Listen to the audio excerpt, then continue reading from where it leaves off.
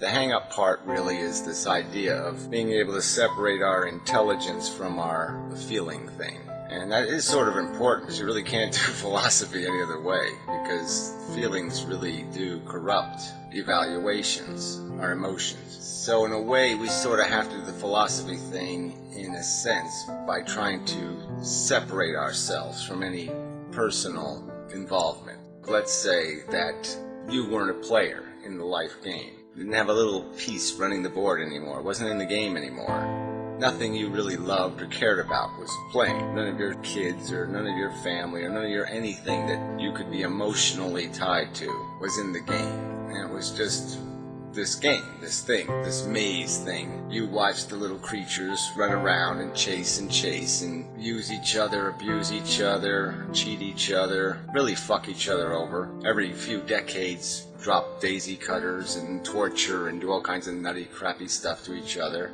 And every now and then a little AIDS virus and a little swine flu and a little this and a little that.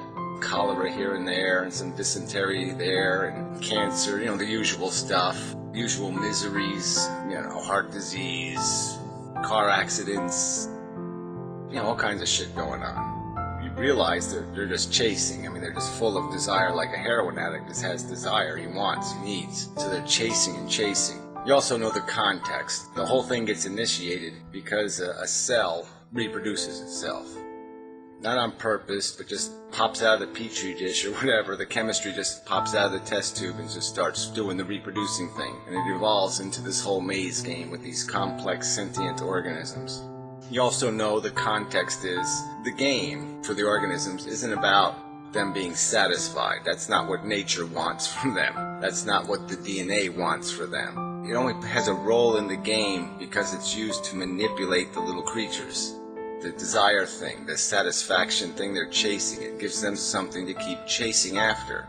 They're really not supposed to be comfortable. They're not supposed to be satisfied. The chemistry wants them to kind of work really, really hard. It wants them always on guard. It wants them always ready. It wants them always planning ahead.